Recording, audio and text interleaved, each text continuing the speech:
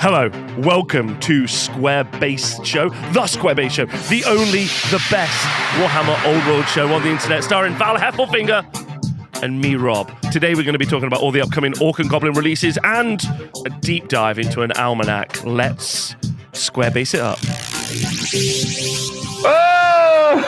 I don't know. I started laughing like Santa Claus. Maybe because there's a lot of great green skin gifts coming our way, Robert. Oh my God. Packaged in the smallest but most bedunked goblin you can find is some Orc and Goblin releases, which I am ready to, like a sneaky snuffler, not them, a sneaky skulker. I'm ready to pop out of a bush and gank like you. One of a handful of models that are not actually included in this release. The only one. The only one. Yes. That's which is fine. We're going to be talking today about the upcoming Orc and Goblin releases, which is exciting. And me and Val will both be live if you'd like to join us for the Adepticon preview, where we think we're also going to see some dwarf stuff as well. So we're just guessing. We're guessing. That's guessing. But that's going to be really fun. What a terrible idea for us to commit to doing that stream. But I think it will, in retrospect, be fun. Maybe one day when we're old and retired from square basing, we'll look back on staying up way too late or waking up way too early for that Adepticon reveal. It couldn't possibly be as bad as the Nova reveal from 2023. What about Warhammer Fest, where you had a breakdown the day after Warhammer Fest? Was Warhammer Fest Sexy Lady Feet, or was Nova Sexy Lady Feet? Nova was Sexy Lady Feet. Because that was the one that should have been the reveal. Mm-hmm. But it wasn't. They revealed. Oh man, it's funny. Like we have two like pretty delicious articles, and for those people who haven't been with us since before the Square-based channel days, like this is a lot of content for us in the grand scheme of things. Huge. We're not used to having real things to talk about. In those days, we would just get a picture of a woman on a horse and speak about it for 90 minutes. Yeah. But this is a lot of info. I'm quite excited. And that's not the only info, because we are now, obviously, as you all know, deep into like the release of the Old World. So yes. Val's been hobbying. I ran an event for Old World this weekend. What? And I'm only a week and a half away from our first GT, 24 players locked in. Week after that, another 24 players. I have to do a team pack next week because the team event is sold out. So there is actually a ton going on around the game, which is super exciting. But so we got a rumored FAQ part perhaps coming. Ooh, spicy! Which is so there's loads to talk about. We got a rumored Square-based FAQ perhaps coming. Well, I'm going to pull the trigger on and unofficial. I'm going to pull the trigger on revealing that there is one. Let's jump off there because I think that's kind of the hot topic right now. I want to know what you've been up to, and I know you've done some hobby. Tell me about that in a minute. But first thing, also thank you to everyone on Squarebase Patreon and the Discord community. You're the best. Holy cow! Thank you everyone on Squarebase Patreon. And the Honest Wargamer guys. You guys are great. So the Honest Wargamer crew. So I want to ask you, so the game, so I have an event in a couple of weeks. Well, I've just had an event, but I have an event in a couple of weeks. We've got 24 players. This is like a GT. So Val has been behind the scenes working on an FAQ because there are actually quite a lot of questions, which it's not so much that they don't necessarily have an answer. It's just more they need to pass a vibe check. There's vibe checks, but there's also just good old fashioned unanswerable circle jerks out there that are very, I have a great time doing. Shout out to dear friend of the show, former member of our show, Peter the Falcon Colosimo, who is my punching bag. He is my punching bag for rules questions, and I literally have started to have I've started having to call him. Because his tone in chat is just so harsh that I can't tell if he's mad at me anymore. Which I just assume he's mad at me. He's an angry bird. But so I've had to start I've resorted to actual phone calls with my millennial brother. and it's improved. It's improved the discourse.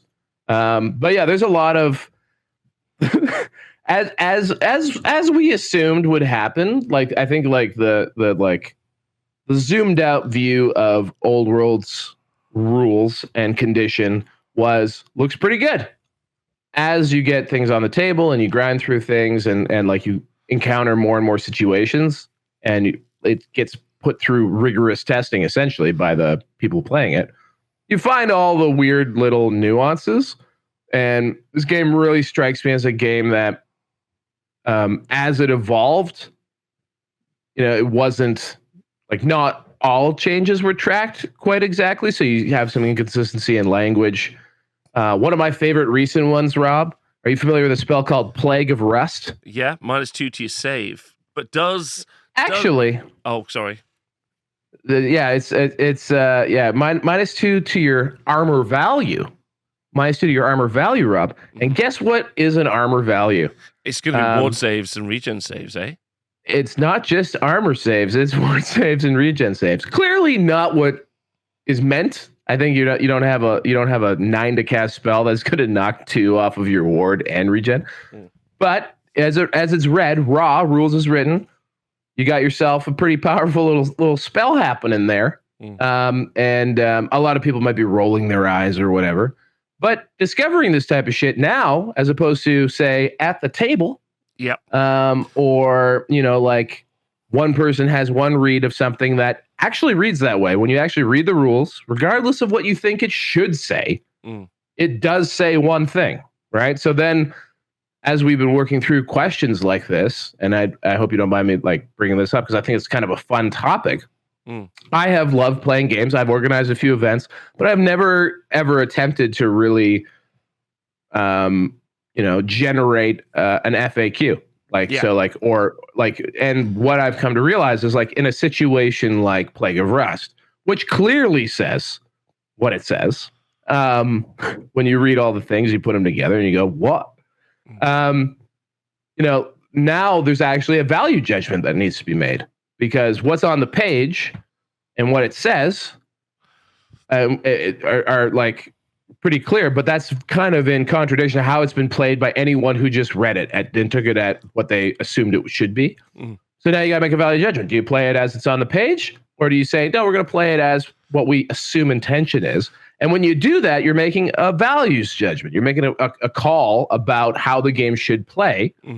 And this is how guys like Reese and Frankie wind up eating a fire hose of poop for many years as they try to FAQ a game. For context for Square-based people, the original before the apocalyptic level of growth that 40k saw from 8th edition Warhammer Fantasy, there was the only real way to play 7th edition 40k, sorry, not Warhammer Fantasy, yes. 40k, the apocalyptic growth of 8th 40k.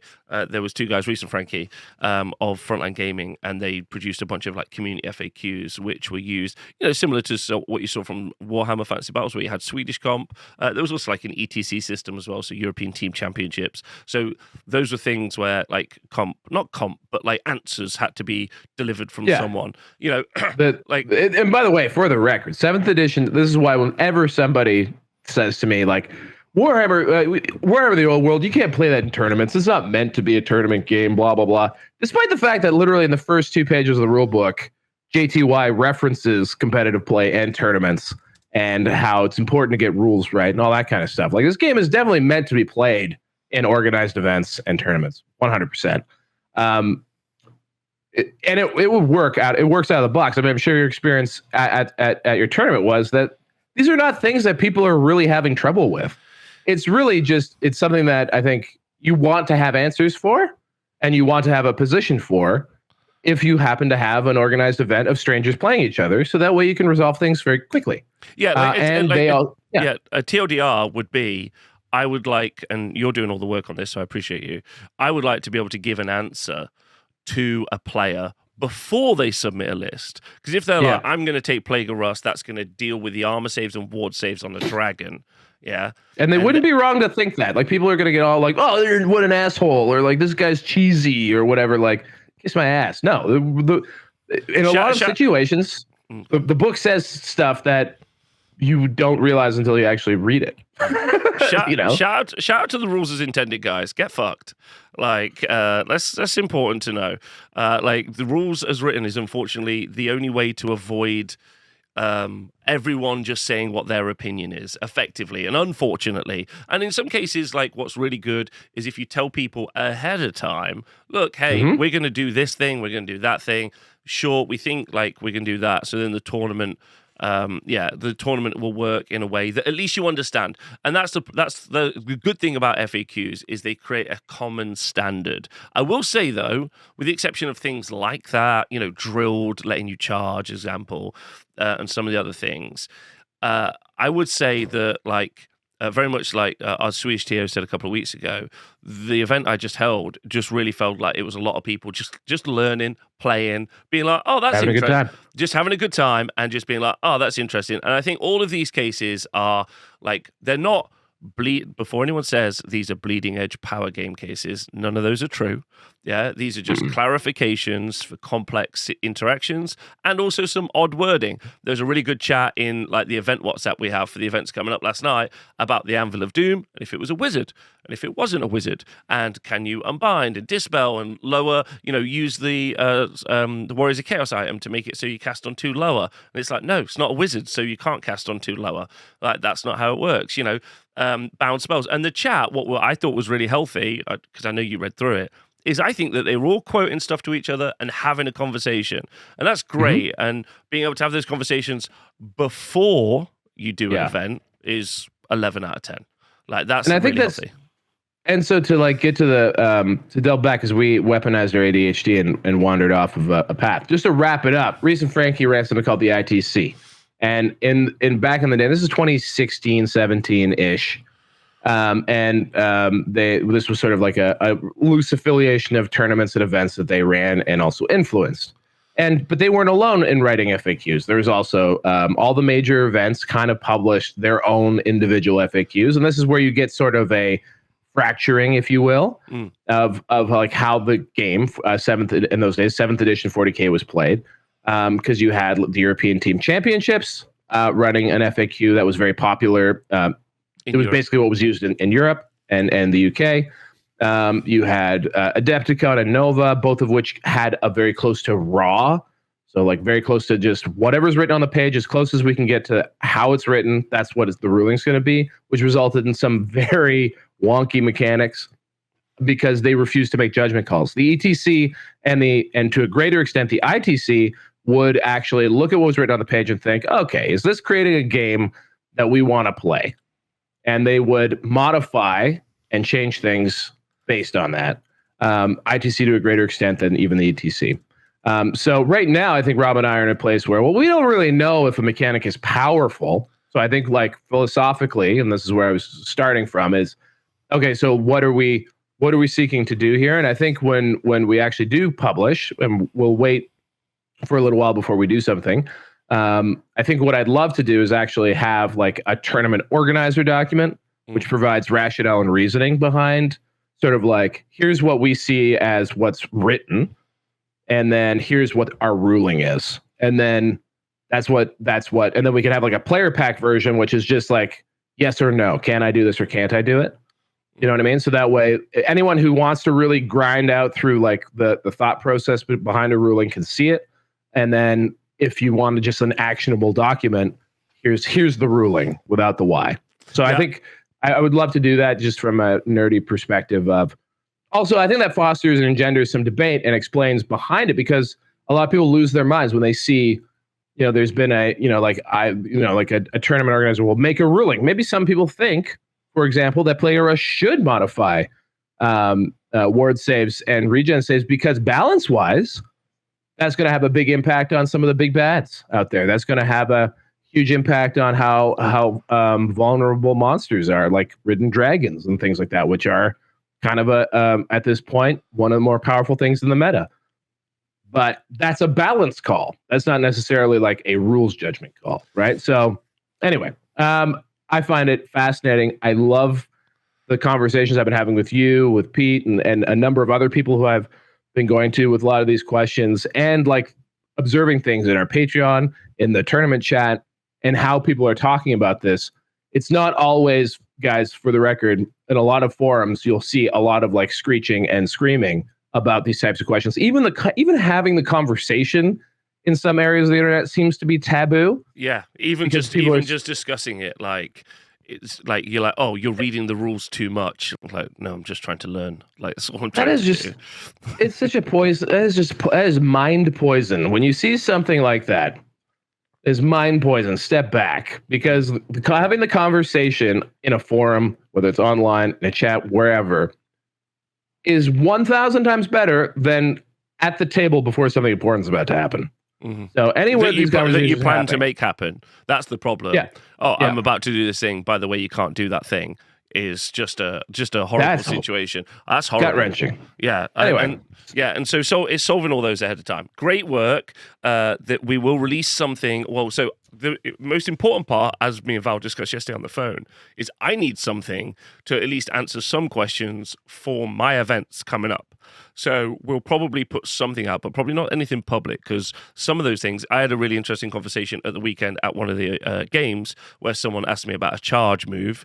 I gave them an answer, and then we had this really interesting conversation, just like you and me did on the phone, where I said, what's interesting here is that I think the FAQ has cleared up what is currently happening in your situation, and the FAQ could decide between making incomplete charges happen more often and then charges being more likely to happen, but they're just being a little bit more like, fudge, basically. Yep. They've wrote how charging works, they've written that all through, and then they've gone, ooh, there's a bit of a sticky situation here.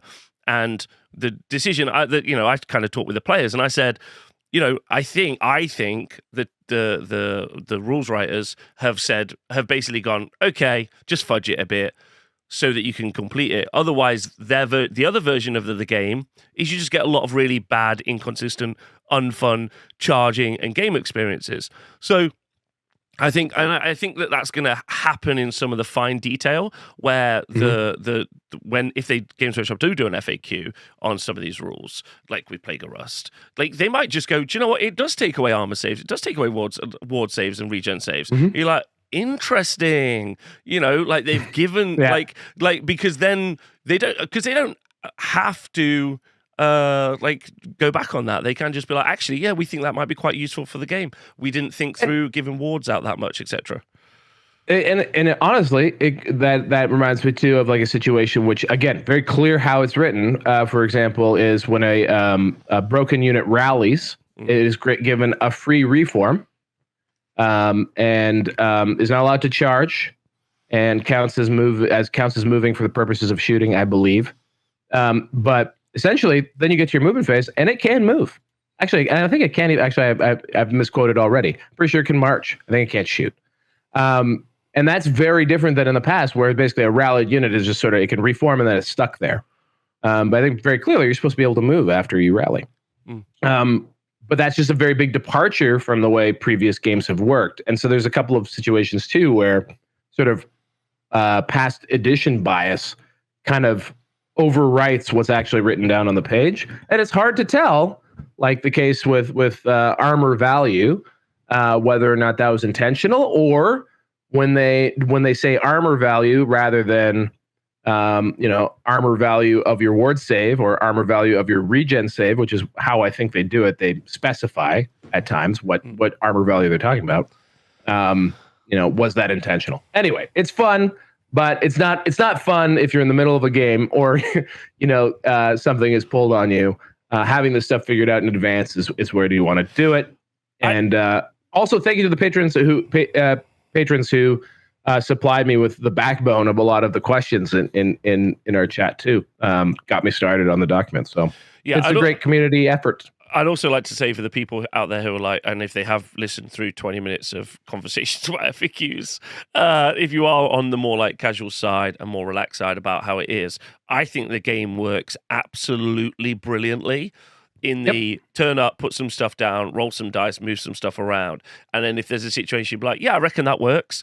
And that's fine, because that's what I said in a couple of situations. So catch everyone up. I ran an event this weekend. Super fun. Yes. Boot camp. Shout out to all my players. It was cool. Boot camp. We only did the downstairs, which is 4 tables, so 8 players. But I wanted to give like as early an opportunity for people to play as they could. So me and Tomo have just been absolutely grinding out getting terrain done. So we now have 12 tables in the TSN arena, which we have here in Nottingham, where we have all of our Old World events or Age of Sigmar events and other events. And I think there might still be one that the tickets are left for, but only one. The rest are done. The rest are sold out.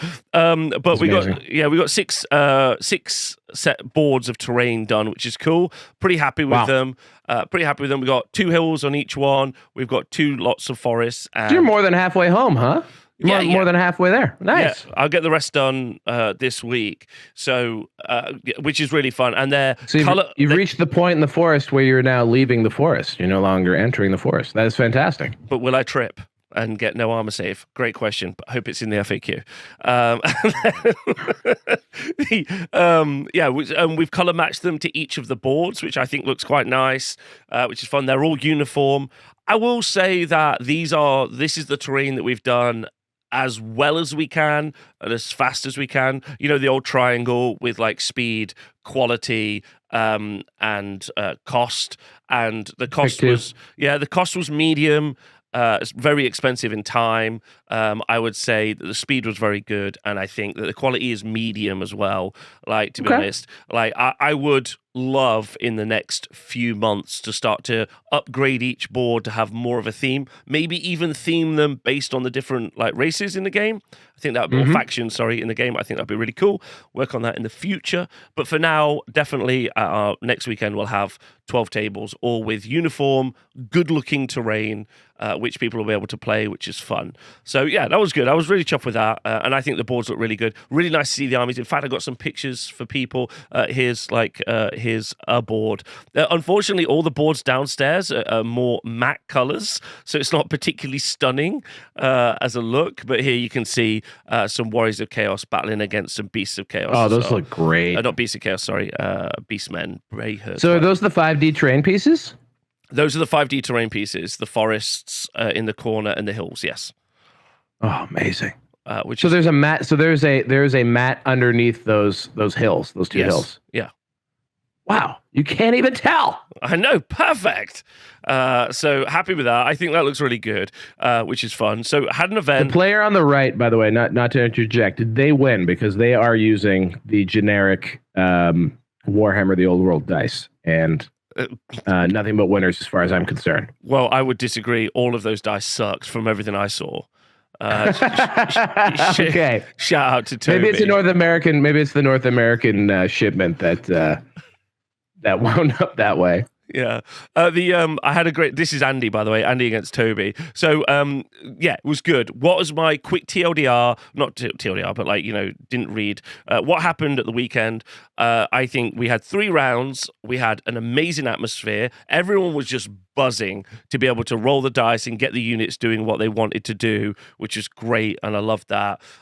There were some amazingly fun interactions. This game in particular, Andy had this Razor Gore battling against a spawn in the middle of the board. Eventually the spawn ran down or broke the Razor Gore, which made a unit of Bestigor turn tail and run. And Andy was like, this is the worst situation in the world. But they were howling with laughter. Shout out to Rory, his very first game at an event, his Tomb King on Dragon got in a Tomb King mirror, got slain by the old Tomb Scorpion turn 1. Yo, shout out those red Tomb Kings. They're what cool, a bold color palette. Yeah. There's a very cool looking army, in my personal opinion. I think it's great. Yeah, but the Scorpion popped up turn 1, wiped out the 2 Kings. That was pretty fun. And it was nice that they were both playing Tomb Kings because they got to talk about each other's rules and stuff, which was fun. And they were quite different lists. So that was quite interesting as well. It was only 1,500 points, just FYI. So everyone had a good time. The games were really fun. There was not a round where I went down where anyone was having a bad time. In fact, they were, incredibly relaxed because simultaneously I was running an Age of Sigmar event upstairs. 3 of the 6 people playing were all long-term Age of Sigmar players. So I know them from that community, and they're all really, really fun, lovely people. And they brought that energy with them downstairs. So that, like, Toby, Andy, they were just having the best time. And it was really, really cool to see. And I seen them interacting with people from, like, kind of mixing those communities. And just really fun. Another bit of feedback, there wasn't a round where there wasn't maybe about an hour to 45 minutes left where everyone was finished. And how long did you have? 3 hours. You had 3 hour rounds? Okay. Yeah. I don't believe, this is my event philosophy. I do not believe in 9 a.m. starts. I think that's disgusting, right? Like, I think that's gross. Yeah, you start at 10 a.m. and you have a nice day. It's your day off. You should be having fun. And then, people are like, I want to be done for 2 hours, 30 minutes so I can, get to dinner slightly earlier for the day where I'm sleeping over. Stop it, right? Stop it.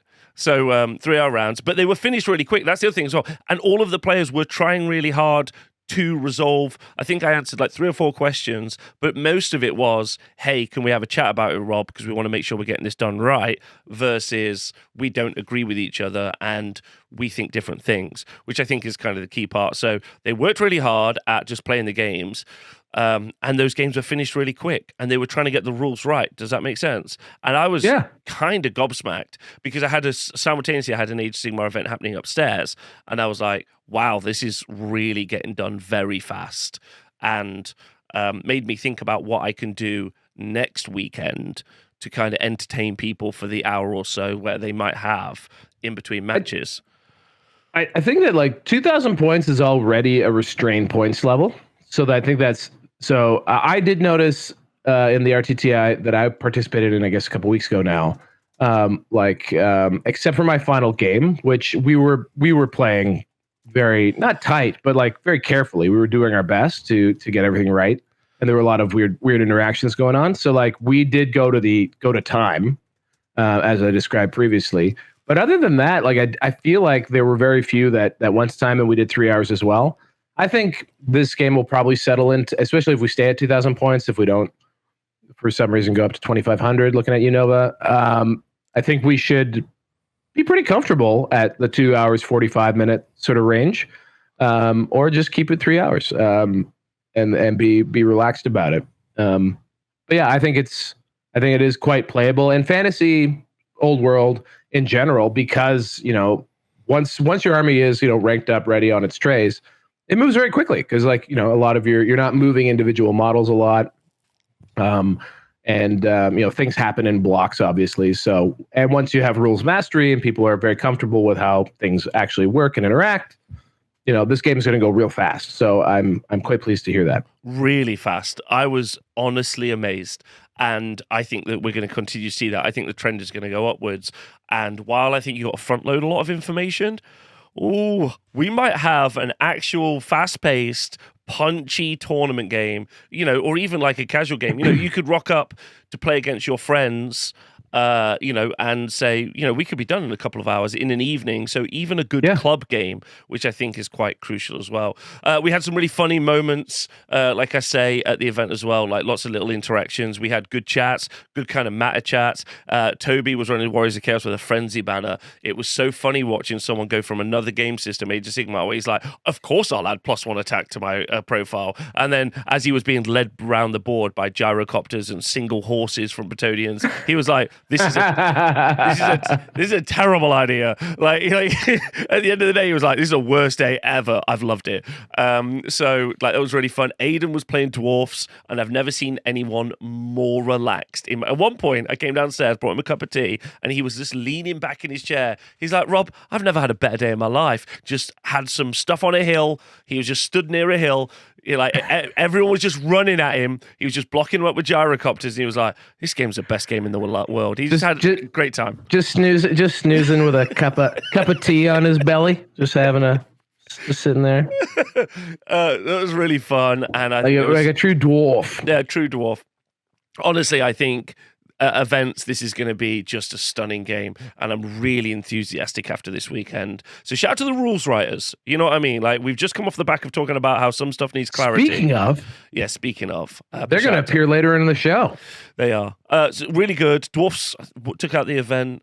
But everyone had a lovely time, and I was really chuffed. So thanks to the players. So really looking forward to a couple of weeks' time. And then it's gonna be fun. In 2 weeks, 3 weeks, I will have like 48 players worth of data, and we're gonna collect all the data as well, which is gonna be really fun. I installed a differential system for how you win. So you got to beat people by 100 points to win a match.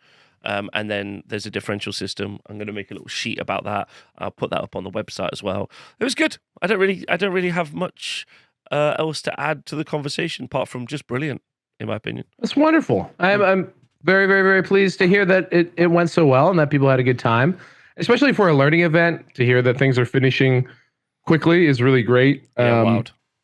And like, especially if you're well within 2 hours, adding 25% more points. Actually, a third more points, I guess, in that case, is because you're going up. That's obviously going to add some time. Yeah, very, very pleased, Rob. And, you slept for 18 hours after your weekend. I hope. Yeah. Well, it's actually good. I mean, you probably slept 18 hours in the 2 weeks before that. So I think it's fair that you got into a sleep deficit from just like catastrophic, not going to be able to metabolize, sugar because you're so tired. Can I say one thing that I loved? I loved looking at all the armies. That's it. I can't wait to you tell me about these right now. But I just want to say, like, just seeing everyone's armies realized on the tabletop, so good. So good. I was like, are those Minotaurs? They were like, fuck yes, a Minotaur. And then we had a really great conversation about how the Razor Gore has been able to survive its place at some point during Age of Sigmar's 10-year tenure. Yeah. At no point in any of the edition updates, book changes, just general kind of like recycling of the game, getting away with old stuff.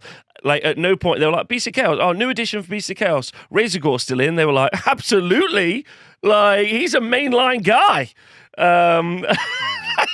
What is that guy doing still on sale? Anyway, you've been doing some hobby. Actually, I think, so I came into picked up a Beastman army recently. So I've only recently learned what a Razor Gore is. And I think mine are 3D prints. So like they're nicely painted, but I don't think I realized that they weren't actual Razor Gores. So let me just see, because mine are cool. Like they're spiky pigs. Let me see what a Razor Gore looks like. Oh, dear goodness.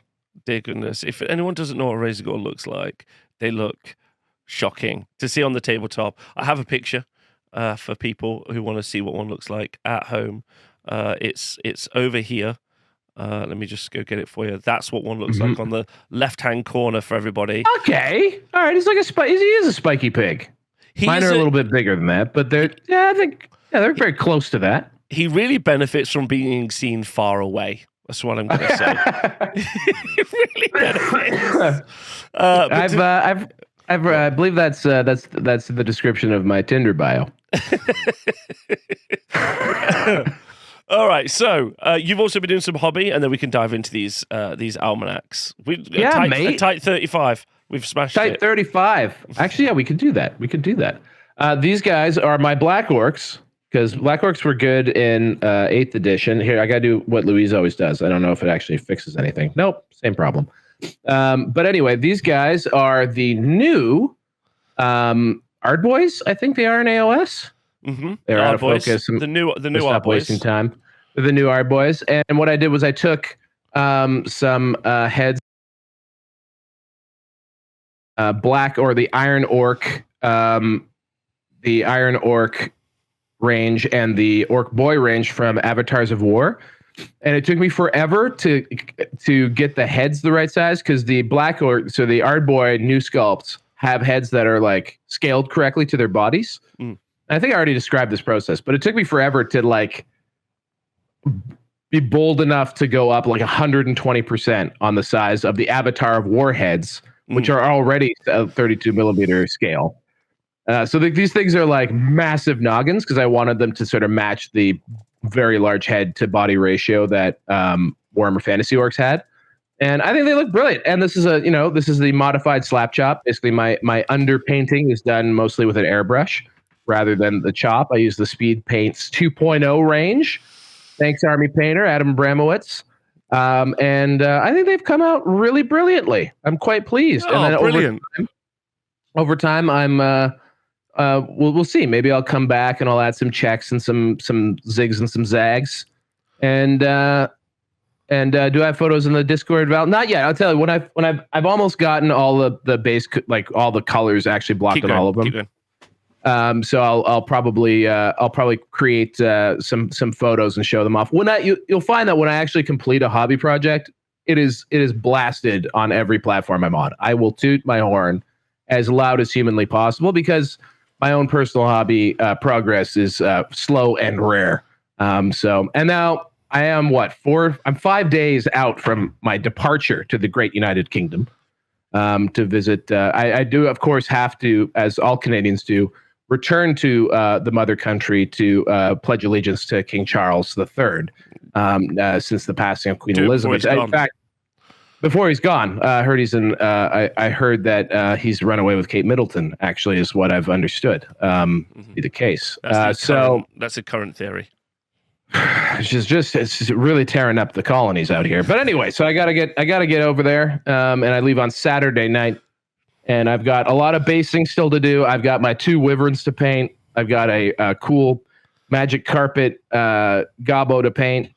I am just so easily distracted that 2 or 3 hours on a painting table is probably 14 or 15 hours of trying to get to the painting table. So, yeah, not hopefully, I will be more finished than I was with your lizard men when you arrived for the Square Base GT in November. But I'm not ruling out the need. I nailed those. You crushed it, dude. You did so good. I'm not ruling out the need to maybe finish a few things once I'm in the United Kingdom. But hopefully I'm finished before I get there. Okay, I'm excited. What do you got? I think maybe you got some hobby progress. I forgot. I've started painting my Warriors of Chaos. So yes, you have. Awesome. This is just base layers. I'll show you some more pictures in the future. But my scheme for my Warriors, maybe is that a traditional base layer, sir? It's a traditional base layer. Well, so I generally. When I'm doing like painting, and I would like my warriors to be a really nice army. So I'm probably going to use Streak and Grime for this stuff. I did a Stormcast army recently. I call the technique slopping. Is my technique name. A new technique coming soon to a YouTube channel near you.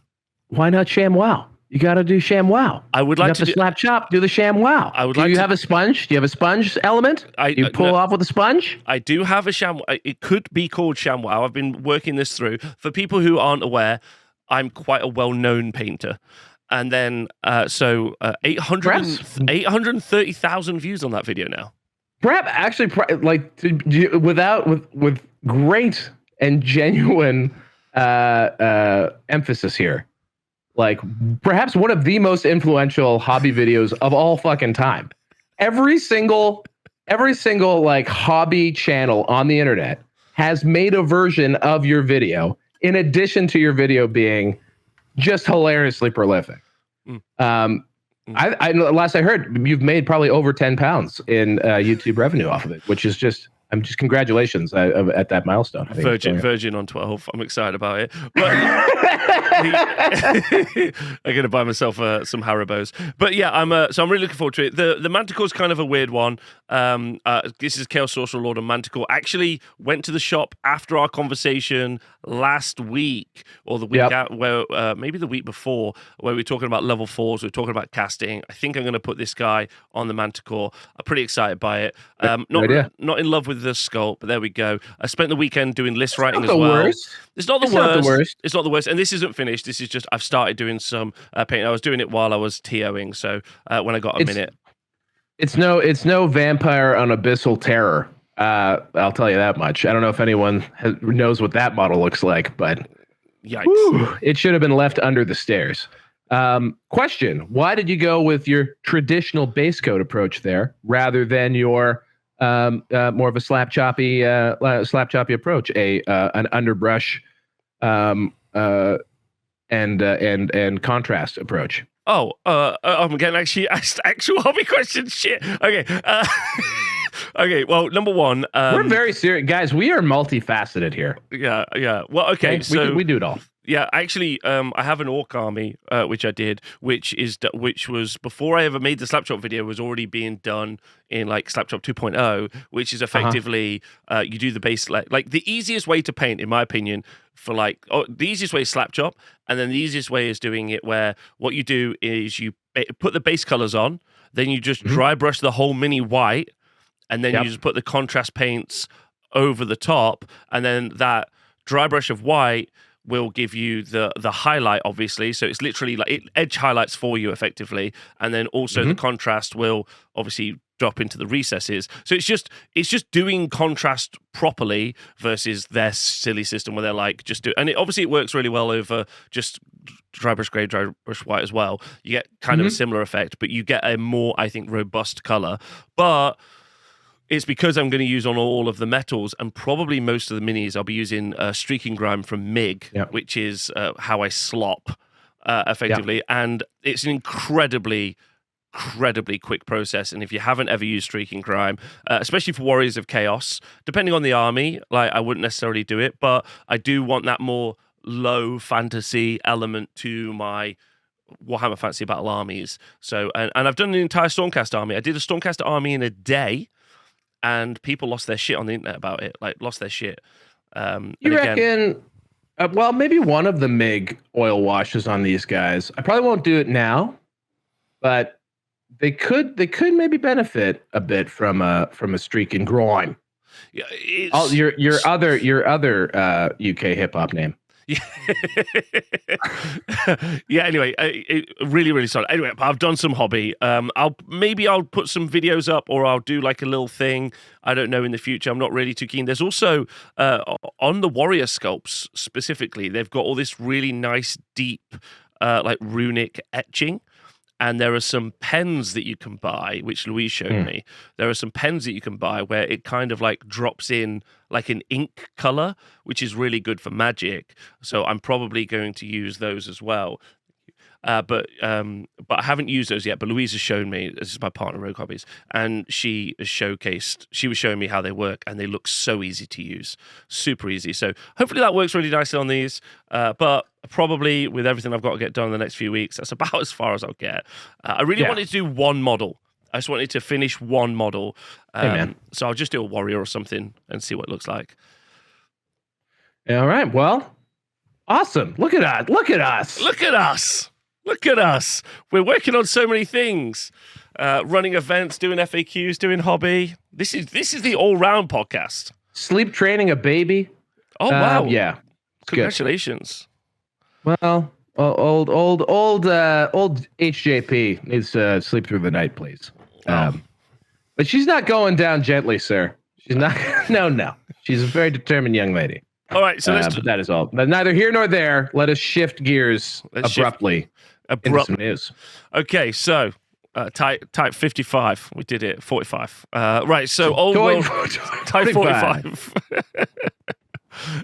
Anyway, we are going to talk about these Old World Almanacs, which there's the What's in the Orcs and Goblins, and we've also got the preview. So we're going to go through the preview first, which is quite fun. Preview first, and we'll see what is available. So they are going to release, like they have done, obviously, for Tomb Kings and Bretonnians. This is our first look at the Orc and Goblins, but it might not be our first look, but Orc and Goblins Tribes Battalion. So it features a lot of Orc boys. We've got ourselves some regular goblins, no night goblins here, and then also some goblin archer boys, and two, count them if you've got nothing to do, heavy chariots. Those two, they're two boar chariots. They're heavy chariots. They're heavy. Could they not have put some boar boys in this bloody box? What the hell, guys? It's really odd, isn't it? Because of the almanac. Yeah, the almanac, but also just in general. Like this is I'm not going to say bullshit, but I'm going to say bullshit starter set, I think. I'm not a big fan of this one. But that's also talk to me about why. How come? Why? Common goblins are cool. I actually really love the common goblin kit. I used that kit. So the just the goblins in the background there. I used that kit for Gretchen for years in 40K. And like anytime I needed like a grot to do something, I really love them. They're Brian Nelson. They're both Brian Nelson sculpts. I don't mind the minis. I just think on the table as of right now, I mean, these are kind of underwhelming. The chariots, I was called out in the comments of the last YouTube video when we did the deep dive into the Orcs and Goblins, that we completely overlooked the boar chariot. It's a great heavy chariot. It's very good. It's a great chariot. It's the best chariot. It's fantastic. But and then we just have orc boys in the front, which again may not be top choices. This is a great starter set again if you start from a no night goblins, no black orc perspective. But it's maybe doesn't have things that a lot of people would use as their meat and potatoes, I would say. Yeah, like in the deep dive, we were like, they want you to play Black Orcs, right, and Night Goblins, and then the box to have neither is odd, and then to be part of an almanac which focuses on trolls, as it said, and like some boar boys. Like, that's just a whole other thing. Yeah, that's a whole other thing. But I mean, I actually did someone. So shout out to who was using the Boar Boy chariot. I think someone. Oh no, actually, I think it was the BC Chaos Boar Boys. I can't remember. Someone was using the boar guys, and I was howling looking at those little trotters. I was like, they can't be real. You can't be honestly painting up those little pigs. They look so bad. So the boars on this chariot are the ancient version of what the orc boars were, and it also comes from an era of starter set where for whatever reason they were scaled down. So like these this happens with this is I think the 7th edition, maybe 6th. I think it's the 7th or 6th. I actually don't know. I'm not going to say, but it was one of the like starter sets for what are the editions included these orcs. These orc chariots and night goblins, but the night goblins are a little bit smaller than those goblins or the multi-part goblins, and these boars running these chariots are a little bit smaller than even the boar boys at the time. And now the boar boys that exist now are like probably a full, I don't know, half bigger than these little pigs.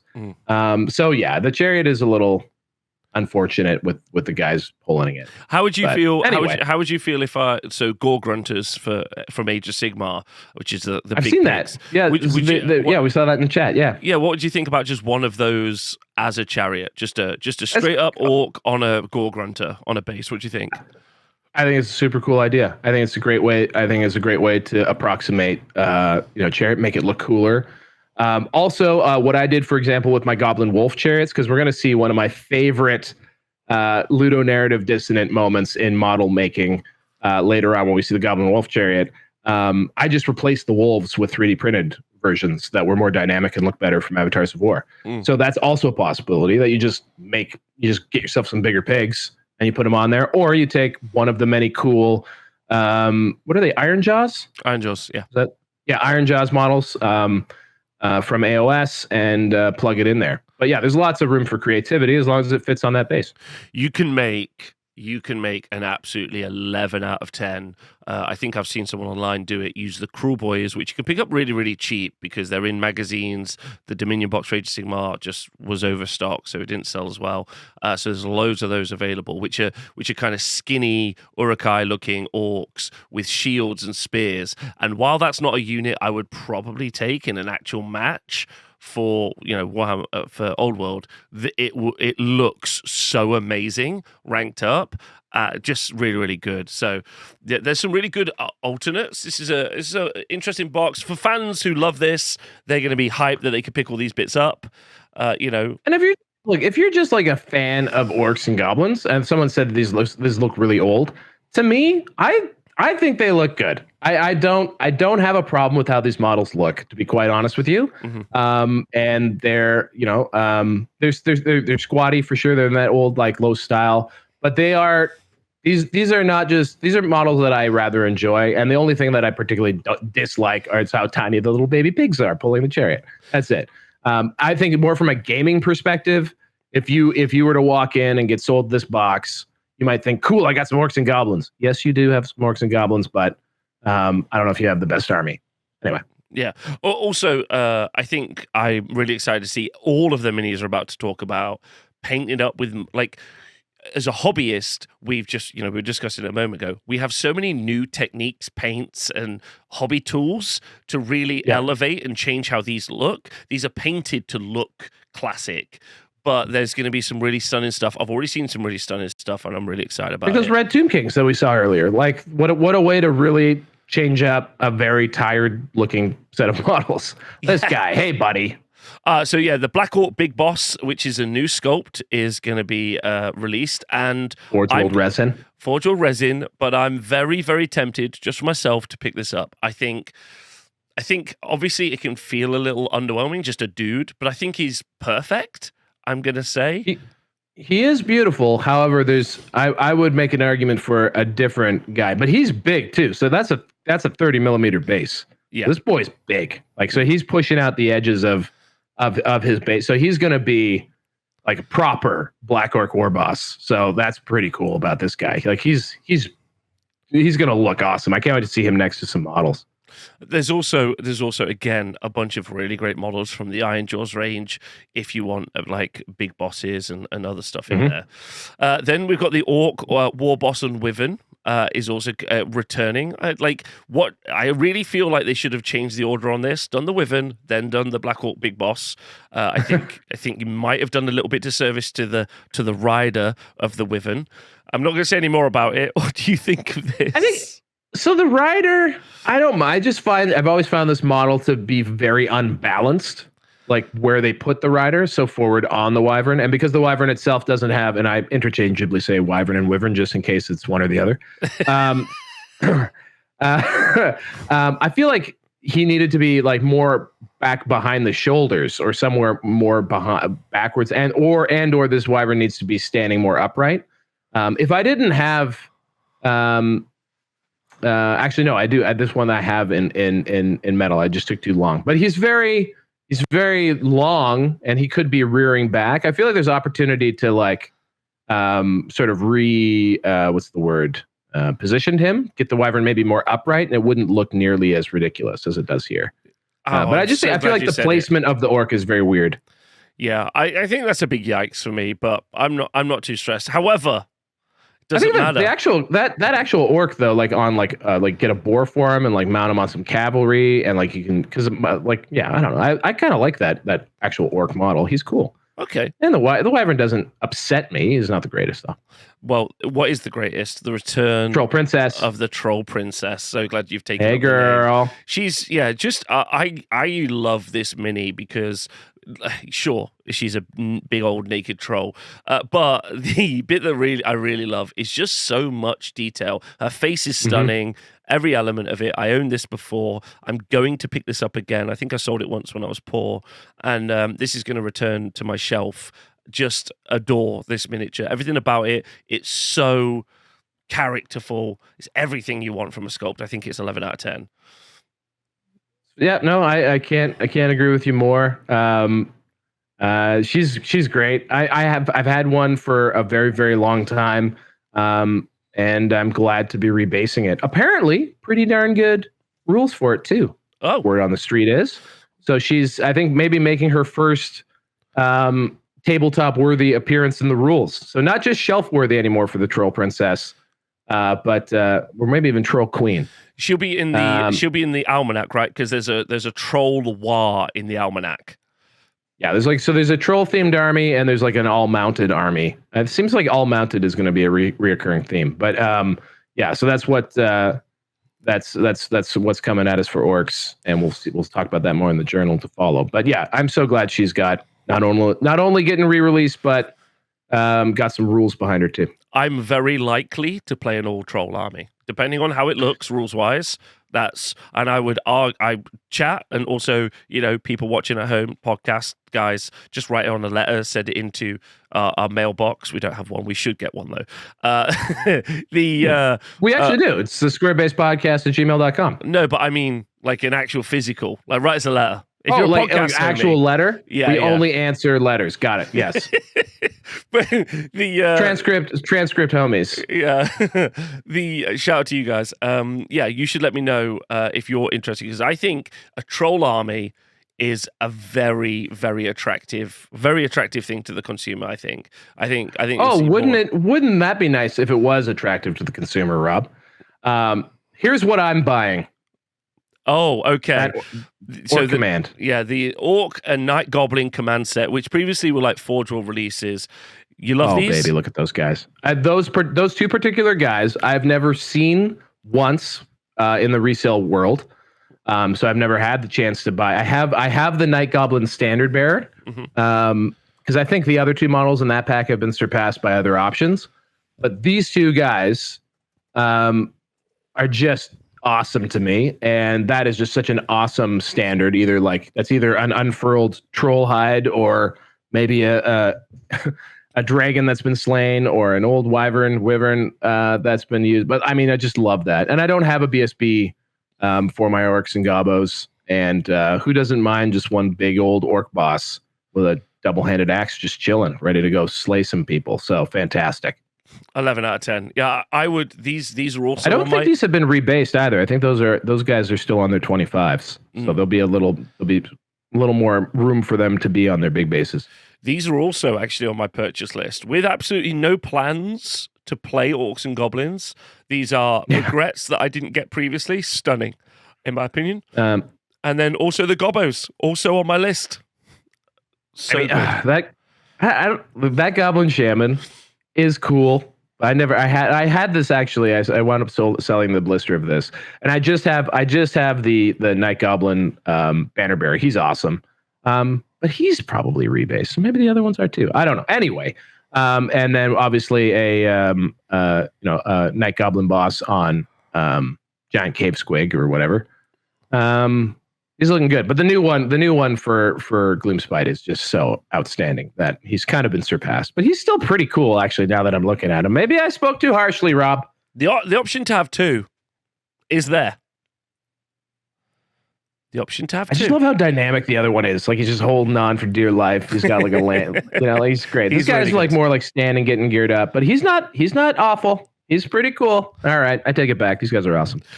So these are some of the characters that are being released, and then we're seeing some plastic kits being released, including it looks like an orc boss on a pig, and then an orc BSB. I got to say, these look like they haven't really survived the test of time, in my personal opinion, especially the orc on the pig. Yeah, and again, he's like the boar that he's on is one of the bigger problems. I've got a bunch of these guys in and about my collection. My Banner Bearer only has one arm, unfortunately, hence why I'm looking forward to getting the other standard. But this is a great little combo kit. Comes with like lots of extra bits and stuff for making characters. Especially if you get that, the old classic Orc Boys kit, it'll give you some room to do stuff with. You get a big double-handed great axe because you can also make a war boss on foot out of this. It's really not a bad old plastic kit. They did this for Empire. They did this for. They were supposed to have one for dwarfs, which they actually got rid of because it didn't meet quality control standards or whatever. But so there's a couple of these sort of like BSB plus mounted general plastic kits that we'll see re-released over time. Yeah, I think not bad. I don't think definitely usable. Yeah, I don't think great. I think there are just so many other kits available from Age of Sigmar you could use in that stead, I would argue. But there we are. And then we're seeing, I think these are classic Black Orcs. Nope, these are just the Orc Boys. Those aren't the Ard Boys. Oh, the Ard Boys. Again, do you not think that the Ard Boys are better? The classic Ard Boys? The classic Ard Boys, or the classic, or the new like the Black Orcs. I guess what I'm saying is Black Orcs. Yeah, sorry. Ard Boys is AOS. Ard Boys used to be Orc Boys with armor. Black Orcs are a different breed altogether. The Black Orcs, the original Black Orc kit is all right. I don't mind it. They I don't like I don't like their heads very much. That's hence why I changed all mine too. But yeah, like I got nothing against the Orc Boy kit though. I think they're fine. Okay. Now we get into some boys in metal. You've got this is bizarre. Okay, we have for the podcast guys, we have a shaman, some big uns, and then we have some little fellas. And I think for old Hammer little people, fellas are big uns. Those are the big uns. Those the aren't little fellas are big uns. Those are biggins, yeah. No, come so on. It's the biggins command, and then the biggins themselves in metal. These are classic models going back to the early '90s, I would think. No. This is a no from me. This is I'm up there. This is me screaming up there with mounted yeomen for come on. So to folks who I think you share office space with people who love this aesthetic. I think there's a lot of people who are just blown away that this is getting re-released, and it's very exciting. So I'm not gonna yuck their yum. But to the left in the picture is an orc shaman holding a bone. Some say the originator of the way orcs look today in both 40K and fantasy. Less so in AOS as they've gone to the. Oh man, that always escapes me. What are the new guys? The new orcs are the Iron Jaws or the Cruel Boys. Cruel Boys. So Cruel Boys is a departure from the style for the first time in making orcs. But that orc there is kind of the first of a generation of design that we see in the Orc Boys kits we've already looked at and everything else. He's maybe my favorite model of all time, that Orc Shaman. You really like him? I love him. Okay. Yes. I have two. I think I have at least two of them. Well, they're also out. They're in metal as well. And I think all metal stuff has a 180-day delivery window. I think. Yeah, well, there's metal stuff and there's made to order stuff. We scroll down a little bit. Okay, sure. Well, this is classic Goblins, plastic and metal. Turning in. Oh, can we just scroll up just a little? I just want to read that little paragraph where they explain the metal. The 3 further classic orcs are returning in metal: Orc Biggins, Orc Biggin Command, and the Orc Shamans with Bone Staff. The first of these packs contain 5 Orc Biggins in 3 different designs, while the second comprises a boss, standard bearer, musician paper. The third comes alone. Orc Boys, meanwhile, doesn't say. Okay, like that will be a permanent item in the web cart because this is keep going. Let's continue on because I'll show you what's completely insane. Okay, well, we got classic goblins in plastic and metal, and some of these are just outstanding. Goblin big bosses, I'm still a huge fan of. I think they've got a lot of character. Goblin night bosses, sorry. Night goblin bosses here as well, and shamans look great. Yeah. We've got sneaky skulkers, it looks like, also available as well. And we've got some goblins on wolf riders and some sneaky skulkers. So nasty skulkers, Nasty skulkers, sorry. Any of those on your list? I actually am happy to say I have most of these, except for maybe the common goblin heroes, like the those guys. Are they wizards? Yeah, those are the. I don't think I've ever seen these ones before.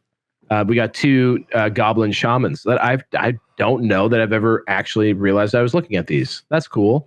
And then the guys on wolves, again, those old wolves are just they're too funny, too little for me. I love the avatars of war, goblin wolf riders and goblin like characters on wolves. They are so dynamic and beautiful. So they fit right in. I can't imagine I would ever do anything other than those if I do make any goblin wolf riders. Not sure. Anyway, but again, there's lots of people who are going to love those. And here we go. Okay, the return of the Goblin Wolf Chariot, which is, I think, it looks 1,000 years old. So my problem with Goblin Wolf Chariot is that this in its day, the chariot portion, there's 3 goblins and crammed onto a very little scythe chariot, and the 3 goblins are just screaming fast. Like they look like they are holding on for dear life. Like there's actually like it's a sort of a rare thing for its day how much movement is in this model. Mm-hmm. And they're paired with. It's interesting that they've added the running wolf because I'm pretty sure in the original sort of studio army of this model, it was the 2 just sort of standing there wolves. So you had this like screaming fast chariot that's sculpted so beautifully and dynamic, and you had 2 wolves that were standing still pulling it, and it all is made me mad my entire life. So I actually really love these goblins. I love this chariot. You just got to you need new wolves to give it make it look so that it actually looks like it's going as fast as it is. Good model in the game too. But I love that sculpt to me is absolutely brilliant. I think it'd be cool to see what a modern version would look like. In fact, you can see that Avatars of War. You'll see what a modern one would look like. It's fantastic. I think this is kind of where we're at. Like, I think for people who are nostalgic, you're going to be super excited. And I don't mean to, like Val says, yuck yum. I just think, like, I really love what a Goblin Wolf Chariot would be, but I do want to see it in 2024 1080p. Well, maybe even better 4K. I want to see some improvements, because that's a way to produce like evocative feelings in people. The classic Orc and Goblin gubbins in metal. I don't understand. You don't understand. A unit of looks like we are getting these Badlands Ogres. Badlands Ogres. Okay. Yeah. What are you? Which, as of right now, are not part of the Orc and Goblin army list. So I don't know which one they get added to. Maybe these guys become part of the Troll Mobs one. I don't know. It did say that there was a Badlands Orcs thing. That's what they said. So the maybe Nomads list. Maybe they're just supposed to all be mounted. Maybe they were just meant to be allies. Like, just a selection. This is very spicy. I think maybe they just wanted to release them. They're like, just shoehorn them in there. Just shoehorn them in, boys. Because they can't release. Maybe they had these planned. I reckon they had these planned to release in the schedule, and then obviously when Games Workshop Maine put the kibosh on the many of those factions getting released. So Ogres, as an example, they're a renegade faction. So they were just like, cool, we'll just shoehorn them into another army. Or they could be mercs as well. The almanacs might be a way we see a bunch of just generic mercs takeable by anyone being released. Maybe. Yeah. I have no idea how they fit in. Like they'd be a new choice into one of the Arcane Journal, one of the armies of infamy. Who else is in this grouping? And I think, if I'm not wrong, every model we're about to see is made to order.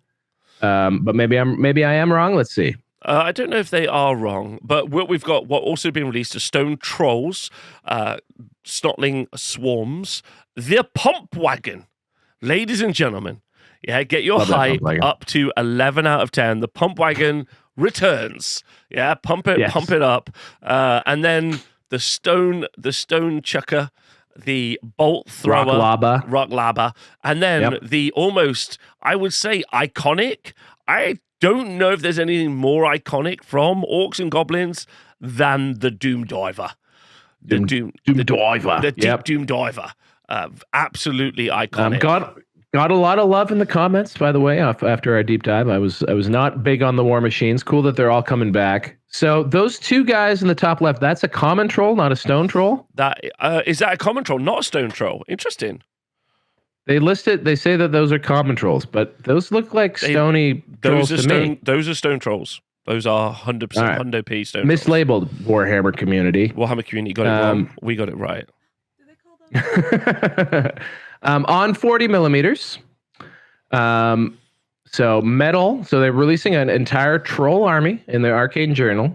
They have locked the troll models in the Grand Army and the Armies of Infamy, whatever the bad guys book is, to 40 millimeters. Unlike Minotaurs and a number of other monstrous infantry, they did not bump them up to accommodate the larger, much nicer plastic sculpts that now exist. So feels like we're being strong-armed into buying metal trolls to make their troll army, which they can kiss my ass. I reckon you could still get those AOS ones on there. You can. You can. It's just sad because mine are currently on 50 millimeter bases and they fit beautifully because that's what actually they're made for. When you put them on a 40 millimeter base, it is toy. It is toy and awkward and unnecessary. And but this is where I would like a letter writing campaign, a good old fashioned letter writing campaign. Please errata the trolls so that they can be 40 millimeter or 50 millimeter. We're going to see something called the Bone Grinder Giant in a moment, which on the Facebook page for Warhammer community, they confirmed it can be on a 150 by 50, a chariot base like it used to be, or oddly, a 100 by 150 base, which is the largest base in fantasy. Maybe you can give it an upgrade, like some sort of upgrade.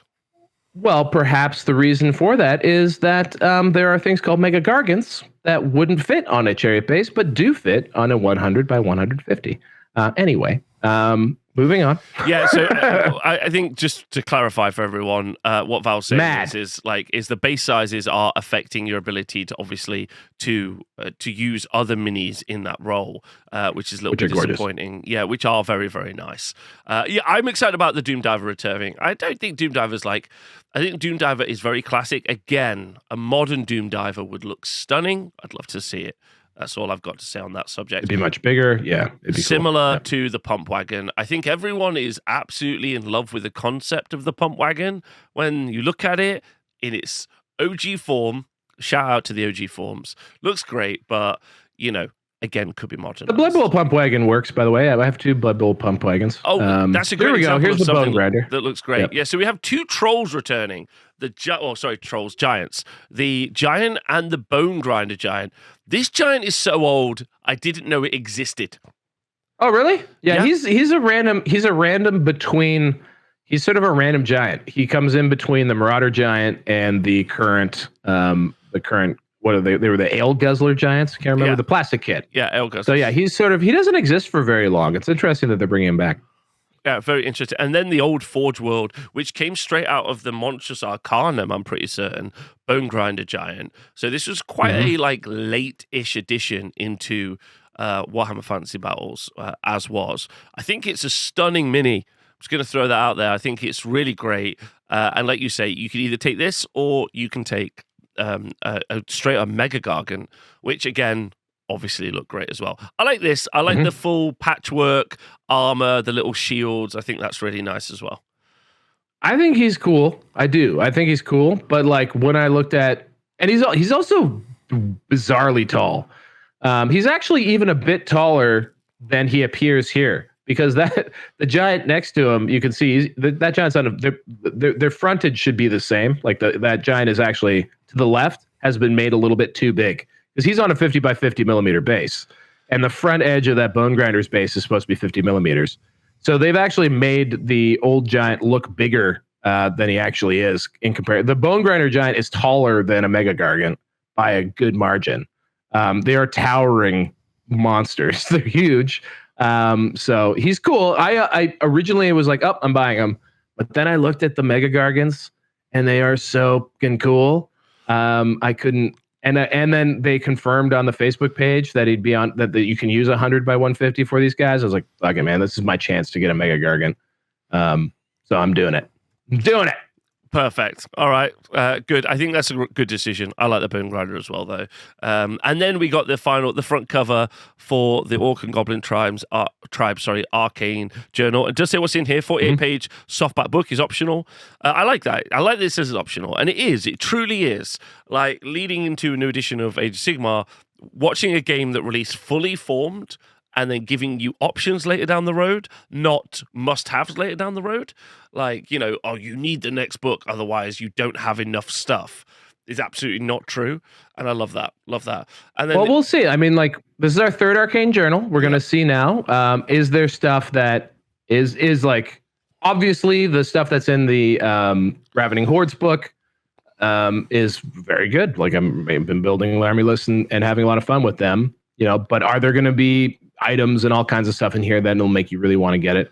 Either way, though, it's not a massive investment, and the rules are going to be available all over the place online within minutes.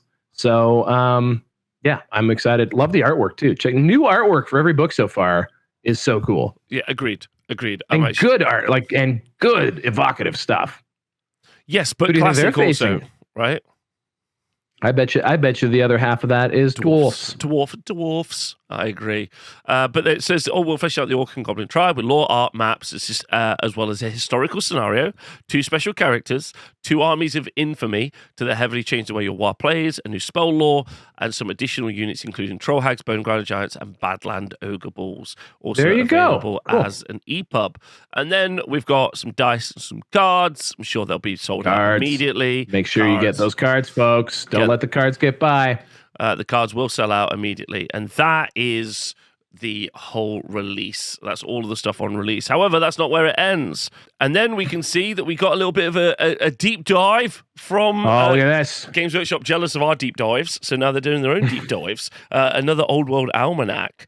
So here we could see, I'm going to read through this and we could talk about it. The sound of pounded drums, bellowed war cries are getting louder, which can only mean one thing. The Orc and Goblin tribes are getting closer to pre-order. In today's Almanac, we're taking a look at the new Arcane journal coming out alongside the Horde with input from the guys who wrote it, which I absolutely love. I love that. That's great. And in this picture, as you well pointed out, the giant is fairly small and the orc boss is very big. Yeah, he's big. Oh, and there you go. There's the old black orcs there in the front ranks there next to the war boss. Yeah, I like the war boss. I think he's good. So we've got Danny and he's brilliant. We've got Danny and JTY. Orcs and Goblins, some trolls, as we saw with the previous two Arcane journals, were expanded background on what the Orcs and Goblins are up to during this time period. We're seeing 2 new special characters and 2 bespoke armies of infamy, which use familiar miniatures in a new way to give existing players something fresh to run. We've also got new magic items, a narrative scenario that follows up from the story in the book, and a new lore of magic focused on the sorcerer's abilities of troll hags who conjure up swamp magic. Swamp magic.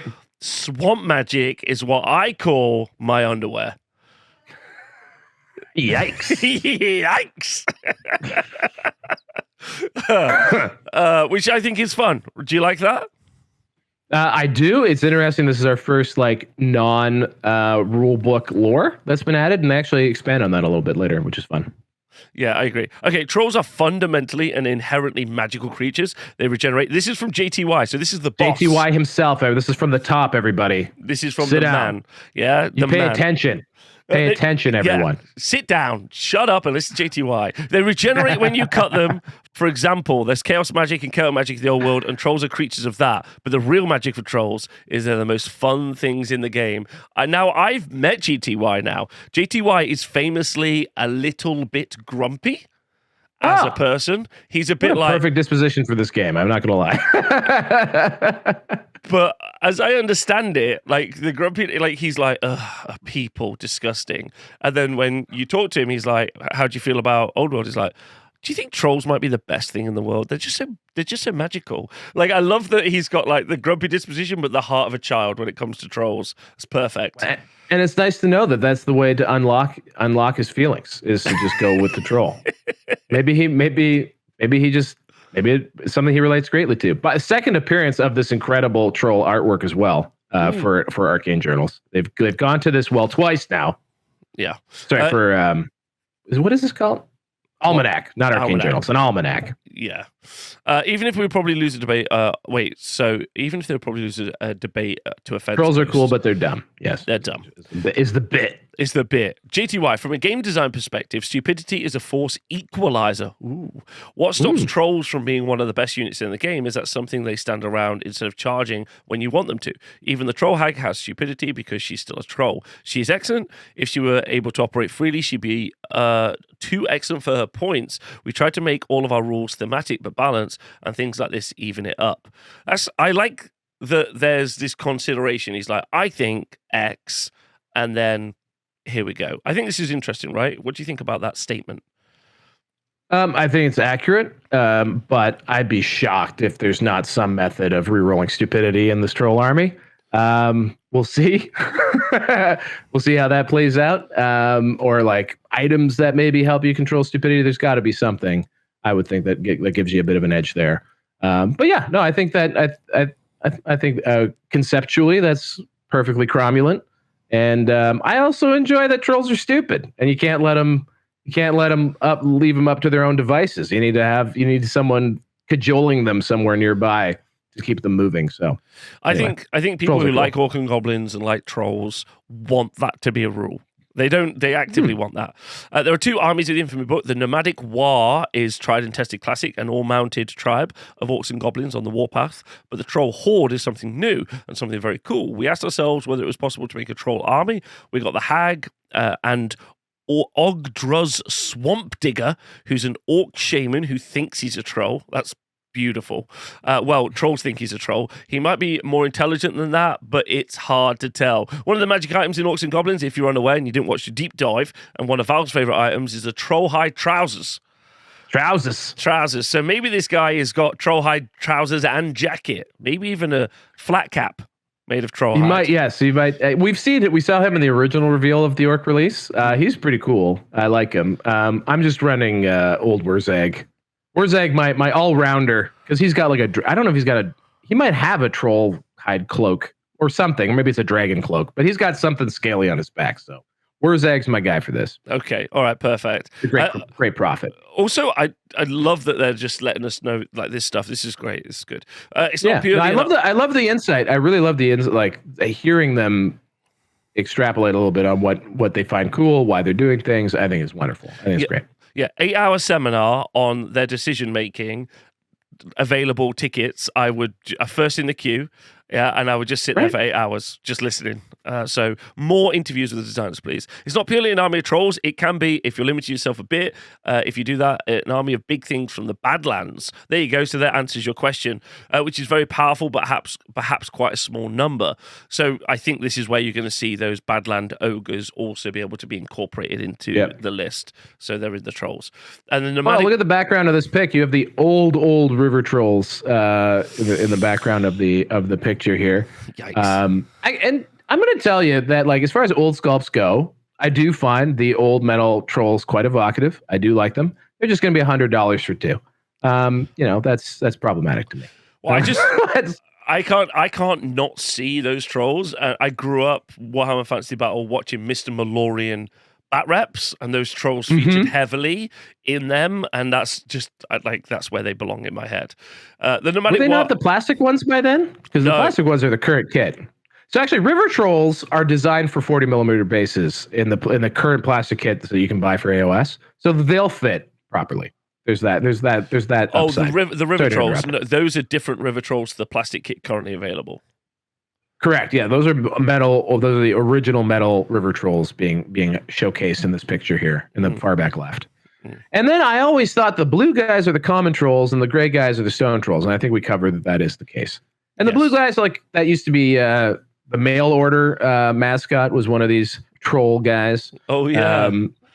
They're just a very classic look. I wonder who sculpted them originally. Anyway, they're wonderful, but that has been used as the inspiration for a evolved model that's been used in AOS, the Troggoths, and those models take this concept art basically and make just such a beautiful, brilliant plastic kit that are troll size. They're big, they're massive, they're awesome, they've got personality. And anyway, womp womp. Yeah, I know, I agree.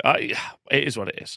The Nomadic War relies on a lot of Goblin Wolf Riders. If you let them, it lets you take them in close order to rank them up, or you can use them as fast, aggravating missile troops. If you tool them up with short bows, feigned flight, and reserve move, they're amongst the best light cavalry in the game. Pretty interesting that they've said that. And also, you can get absolutely stunning Goblin Wolf Riders from the Age of Sigmar range. They've got an amazing kit. Right, go on. I would put Avatars of War against those guys any day. Oh, if you haven't seen the Avatars of War Wolf Riders, man, oh yeah, big time. Like so good. Multi-part too, like just so brilliant. And the Wolf Chariot and the chariot that goes with them. Basically, if you really want to do this army, you're doing yourself a disservice if you're not giving Avatars of War a good hard look for how brilliant those sculpts are. I can't say enough about them. This is also, by the way, my favorite part of the entire article, and it's hilarious. Okay. Right. Did you see? Have we read what JTY said about? I haven't. I'm going to read this now. Okay. Right, Danny, right up there, right up until they fell. Oh no, above this. Previous paragraph. Have we read this yet? The Nomadic War relies a lot on Goblin Wolf Riders. Did we read that? Yeah, I've read that. Just read it out. Oh, okay. So he just called Goblin Wolf Riders perhaps the best. Perhaps the best light cavalry unit in the game. This is JTY from the top. From the top. So let's see. And he might get contradicted immediately by his lieutenant. Well, right up there until they fail that impetuous roll and they get beaten up by someone who you don't want them to charge. I like that they turned up like a buddy act. I love that they were interviewing him and JTY smiling. He's like, probably best light cavalry in the game. And Danny's like, you are lying to these people. What are you doing? He's like, listen, I've talked about trolls. That's all I wanted. Yeah, everything else is not something I want to be a part of. Beaten up by someone you don't want them to charge, you can have your Wolf Riders harrying the flank and doing a wonderful job, but with Swift Stride and 9-inch movement, they've got a hell of a charge range. Okay, perfect. Danny pumping the brakes so hard on Goblin Wolf Riders there, like just exactly explaining why they are such a problem. But anyway, I love it. Just chill out, JTY. Yeah, let's just pump the brakes there, JTY. Right, troll magic. Danny, magic in the world of legend is not just for the learned and the wise. It's a natural thing, and certain magical creatures can tap into it very intrinsic fashion. They bend the winds of magic in any way they feel is natural. This sums up how a trollhide compares to an empire wizard. JTY, by no means is every faction getting a new law. We deliberately steered away from entire laws for every faction because we wanted to keep the number of spells down. If you have too many spells, you run the risk of running out of design space. Oh, he said it. Need that design space. You need that design space. And there's a danger. JTY's got long design legs. He needs that space to roam around, right? He can't get boxed in. He's in first class when it comes to designing. That's where he's at. He's like, I want all the design space. Minimum emergency exit row for JTY in the design space airplane. He might even get a private jet. He might even be Tay-Tay in this bad boy. That's how much. Yeah. This is Specialist Design Studio. Let's back up here. There's airplanes? I don't know. There's probably not even a coffee machine. But if you have too many spells, you run the risk of running out of design space, and there's a danger new spells become too powerful. Love that. By keeping it limited, we could wait till we have a good narrative reason to introduce more spells and make them fit a theme that we haven't explored. That's what we've got with Troll Magic and a couple of others that appear in the future. They're not necessarily more powerful, but they are different. They synergize with your armies in different ways. We're trying to build choice. Love that, because I think that's an absolutely fair description of what I think much of the game is. They've intentionally given us,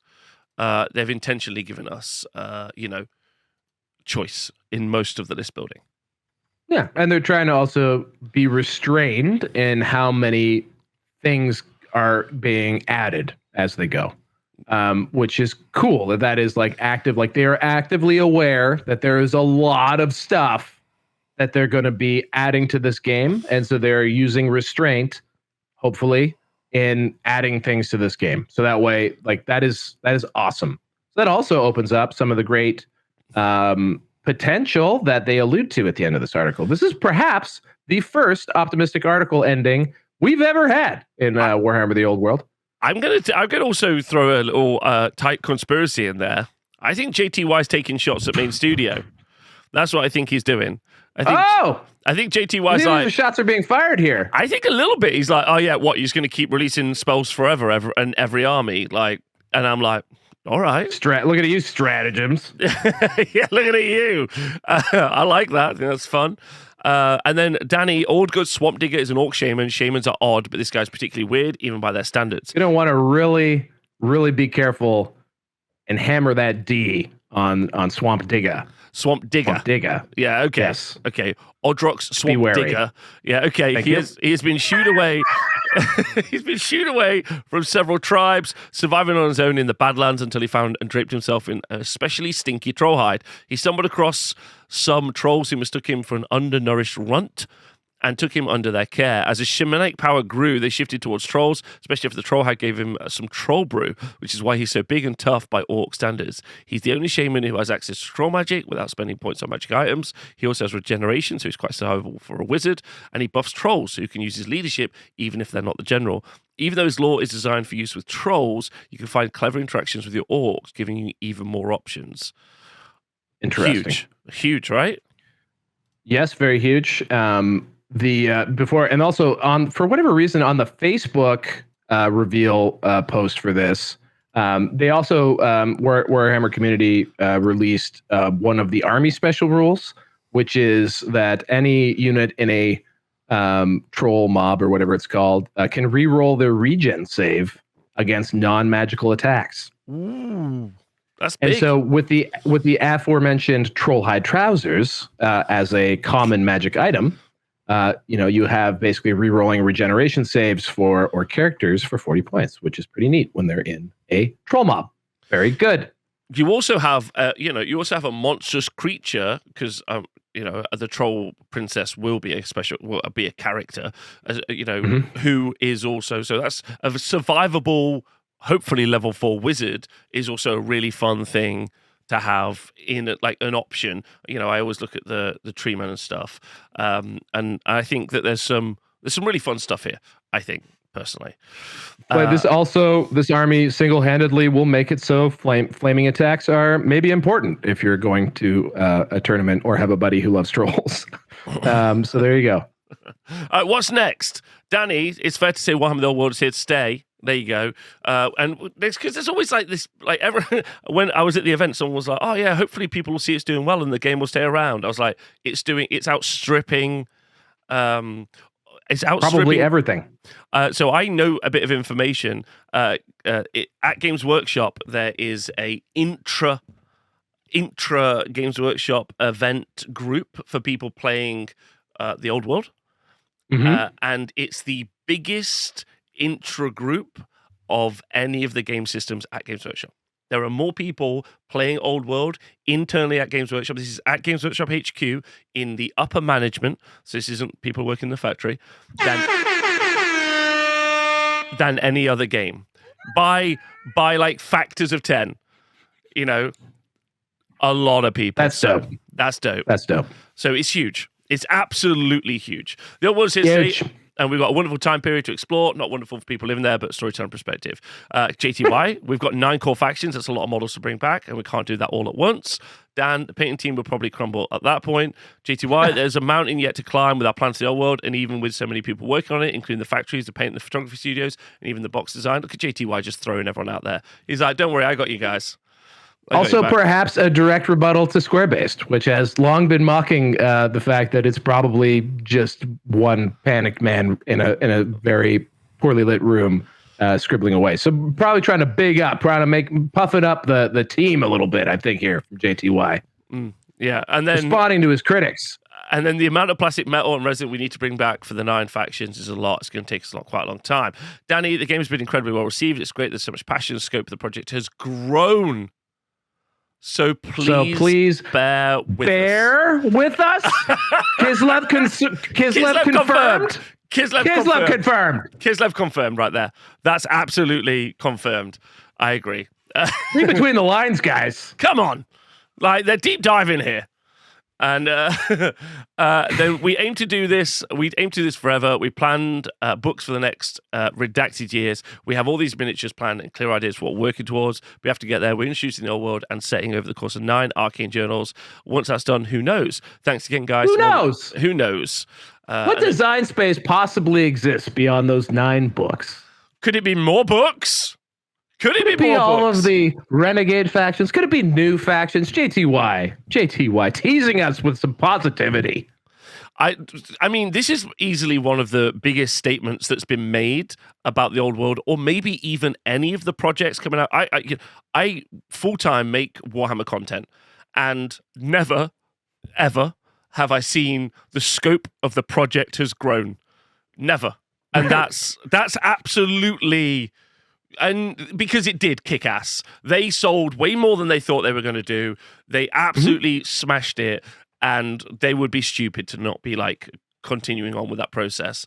And I think it's gone from what was like, oh, maybe we'll give this a try, to what did we do? And then they're having that conversation.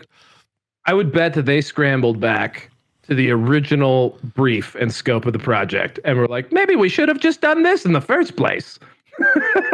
Because this game was written complete, we know that, and we can see how it was originally envisioned, making use of both the AOS and the existing fantasy ranges.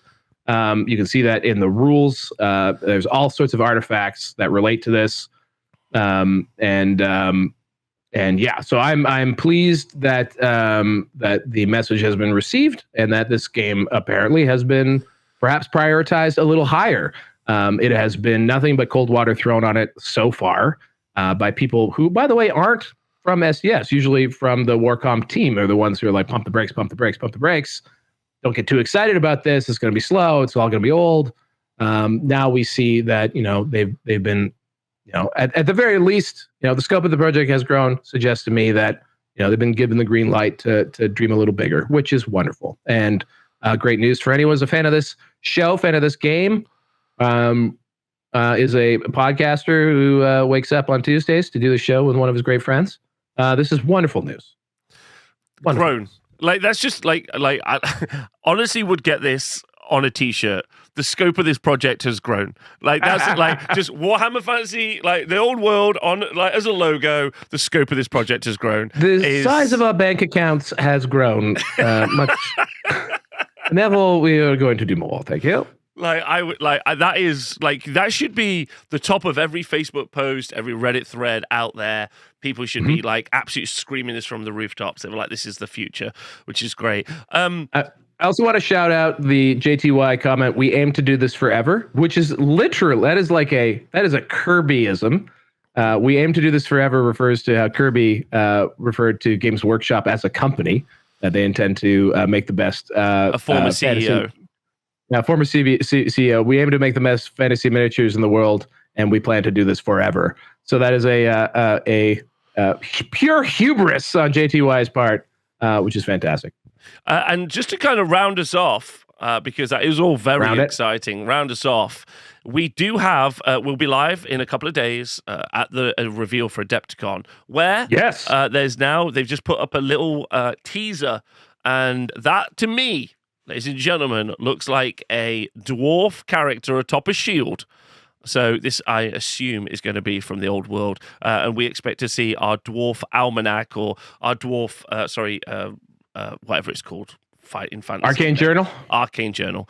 Yeah, our dwarf Arcane Journal announced, and we're going to start to see some new minis. And I think that people are going to be frothy for that. I think, they've come out of the door with two huge Orcs and Goblins, dwarfs, two huge armies to drag people into this game. And I think this is going to be stunning. So, yeah. It's going to be big. And if you think there's passion for old models for anything that we've seen so far, there is no line, I think, in fantasy that has a more coveted back catalog than dwarfs. Like the plastics that replaced the dwarfs were much maligned, and the I would say anywhere between like early 90s through 6th edition version of dwarfs, looking at all of them, the long beards, the old hammerers, the old iron breakers, all of them are quite coveted, I'd say, out there on the eBays. Speaking of which, Old Val's going to be liquidating a bunch soon. Keep your eyes peeled for very high prices. Also, a shout out to Peachy Tips.